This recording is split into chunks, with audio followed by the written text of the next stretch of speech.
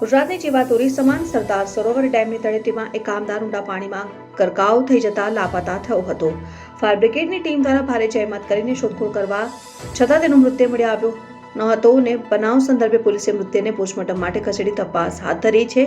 પ્રાપ્ત માહિતી અનુસાર અમદાવાદના કોન્ટ્રાક્ટર હરેશકુમાર અંબાલાલ પટેલ દ્વારા પોલીસને આપવામાં આવેલી માહિતી અનુસાર તેમનો એક કામદાર ઋષિકકુમાર યોગેશભાઈ તડવી સરદાર સરોવર ડેમની નીચેથી સાઈડે સ્ટર્લિંગ બેઝિંગ પાસે કામ પર મોકલવામાં આવ્યો હતો અને બપોરના સમયે સ્ટર્લિંગ બેઝના પાણીના કિનારે તે હાથ ધોવા ગયો ત્યારે આકસ્મિક રીતે તેનો પગ લપસી જતા તે ઊંડા પાણીમાં ગરકાવ થઈ ગયો હતો. ઊંડા પાણીમાં કામદાર પડી જતા તાત્કાલિક મેનેજમેન્ટને જાણ કરાઈ હતી. ફાયર ફાઇટરની મદદથી સર્ચ ઓપરેશન હાથ ધરાયું. જો ખડકોની જહેમત બાદ આખરે લાપતા કામદારનો મૃતદેહ મળી આવ્યો હતો.